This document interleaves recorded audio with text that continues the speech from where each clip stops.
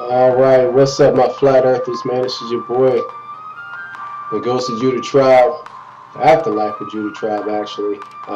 Just give me a video claiming what is actually up there. Why are they lying about flat Earth, man? I like this. I like this engineer here, man. This engineer, I look at a lot of his videos, and he just makes sense. Why are they trying to hide God from us, man? I know they want to be God. But are they scared what God's going to do? Scared of his wrath? So they trying to hide him from us? Well, little do they know that when the time comes, he's going to reveal himself. So whether they like it or not, chemtrailing to keep him out, I don't know. I don't care what they're doing.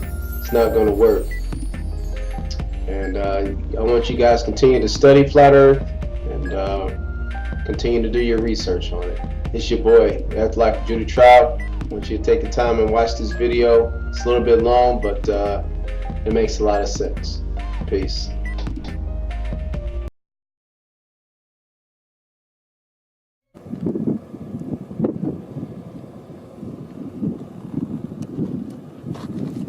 Help for me. Thanks for asking. I know that. That's why I was going to offer a hand. I'm sure you won't buy it. Yeah, because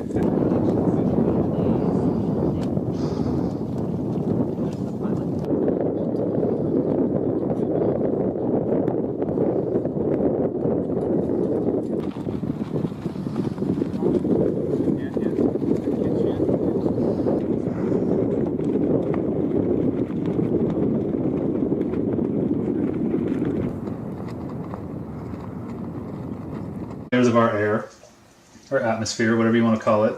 Down here on Earth, where we would be, is the troposphere, the tropo layer, then the strato layer, meso layer, and then the thermo layer. And as you can see, thermo is cold, so I call that the ice area, and fire is hot, so that's where the fire would be. But you would think at first that the moon would be in the meso layer, and that's what I thought. But I think they're both up here, and that's based on a video I just watched again, actually, from an amateur rocket launch, a Go Fast rocket that was launched in 2014. When you watch that video, the rocket takes off. Camera's pointing down. For some reason, cameras are always pointing down and never up, which would be nice if you could see what's going on when they're going up. But anyway, camera's pointing down, rocket takes off, and pretty quickly the rocket starts spinning around like crazy. I mean, you can see the fins and you can see the ground spinning. Might make you dizzy if you stare at it too long. So the rocket's spinning as it's traveling up, and about 1 minute into the flight, it suddenly just stops. Rocket just stops, and that spinning stops. Everything just stops, and it just kind of sits there for a second. yeah, copy. We are not getting telemetry from that last song. Please stand by.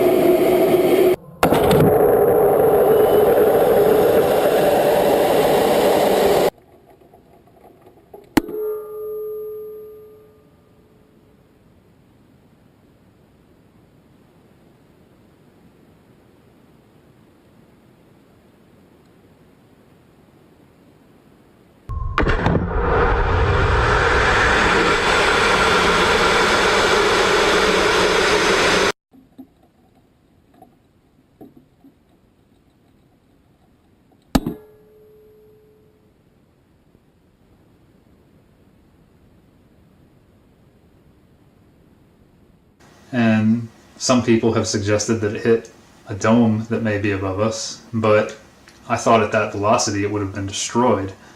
So I didn't think much of it when I originally watched it, but I have to thank a guy named Jeff who just sent it to me again, because it really put some pieces together for what I was working on with this. And when you watch the video, the rocket just stops. And so I started looking up the stats.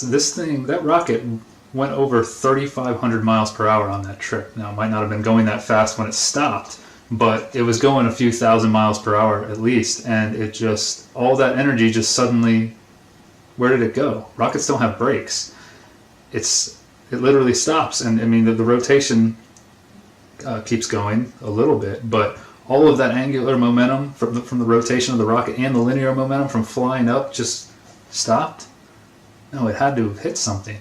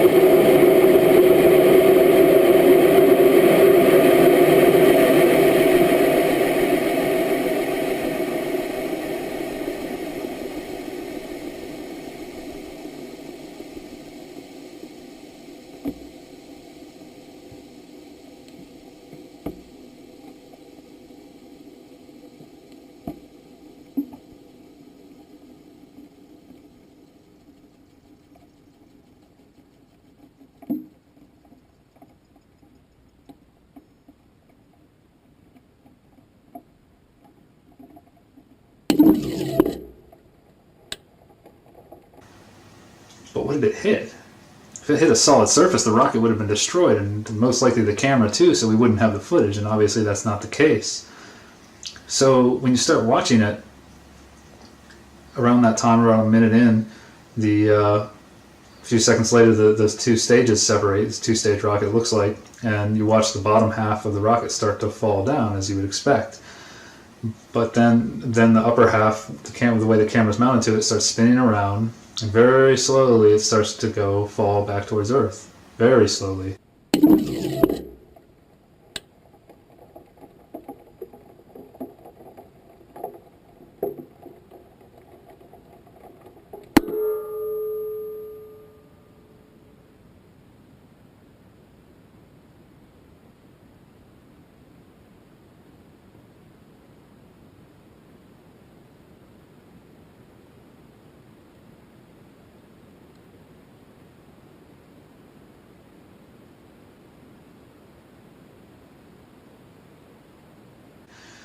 And you might think, well, I have it up here, the Go Fast rocket got up to about 117 kilometers.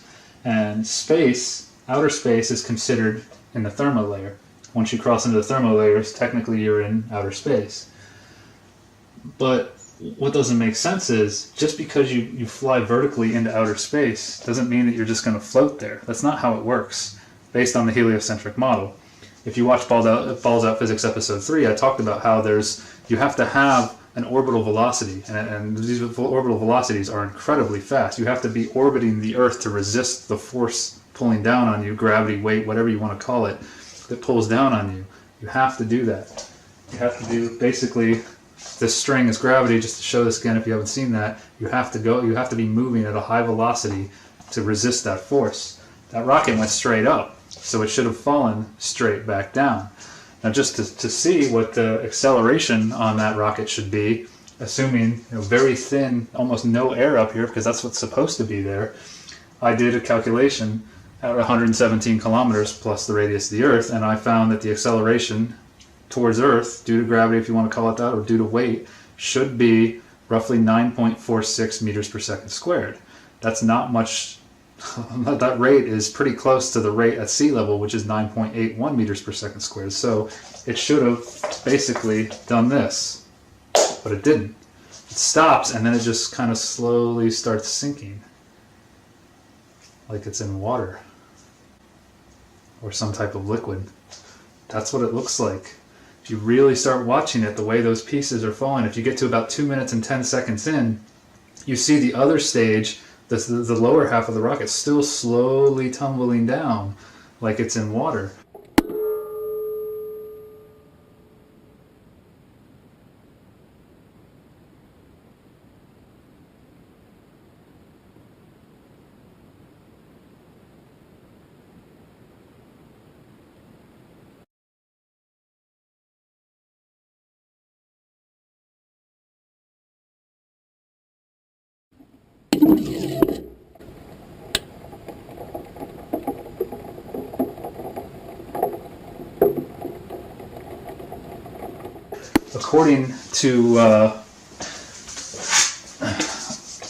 According to mainstream science, as you get up in these layers, as the temperature goes up, as you get up in these layers, the pressure decreases. The pressure becomes almost nothing in the thermo layer and meso layer as well. But suddenly, it just kind of stops and then slowly starts sinking. What's going on here? Is there water there? There's some kind of liquid?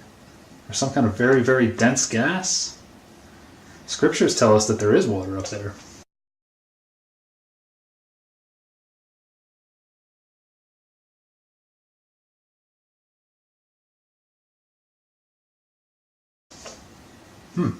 That's interesting.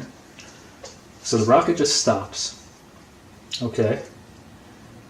Well, then there's the lunar wave that Crow 77 filmed in 2012. So watch the lower left there, and I'm just going to run a straight slowed down view, 30%. If you've got sharp eyes, you'll see what we detected on a 60-inch monitor. Now look inside the circle. There's a pulse that goes from lower left to upper right, and in the next circle, the yellow one, there's a lateral sweep that goes from left to right straight across the screen. And this is all going on as the wave is starting at the bottom. So now look at the pulses backwards and forwards. That's backwards. This is forwards. Coming from the lower left limb of the moon, you can see the pulses now that I've put filters on them, how they have a curved aspect to them. And if you've got sharp eyes, you'll see the sweep up above. Now what I'm going to show you now, we have talked about, and many sharp-eyed viewers have known that this was an important thing about this clip for a long time. Here comes the wave. Look at the dark underlined crater in the center of your screen. Watch how it's displaced, almost like you're looking through water. There goes the wave backwards. Forwards, the wave hits the crater, displaces. This wave is displacing, as if you were looking through water, the entire image of the moon. Now, I've never taken the time to animate this. I have talked about it. There it is zoomed in. Now, this is running at 30%. And I'm going to zoom out. There goes the wave to the top, and there's going to be another wave coming in from the bottom. Now I'm going to run this at 30%, so as the wave comes in, you can choose any landmark you want. Here comes the wave from the bottom to the top. Choose any little landmark you can see there and watch it be displaced. Now that round looking ring crater, forwards, backwards, and one more time forward, and I'll zoom out. And you can watch it go all the way to the top. Again, this is at 30% with quite a few filters like find edge and some other things, invert. So you combine that with how this rocket behaves, and now I'm starting to think that I've seen enough evidence that I can actually write this right here. H2O. And this mesopause, as this area is called, where the temperature starts to increase as you cross into the thermo layer. I mean, rapidly increases up to 500 to 1500 degrees Celsius. There appears to be some water.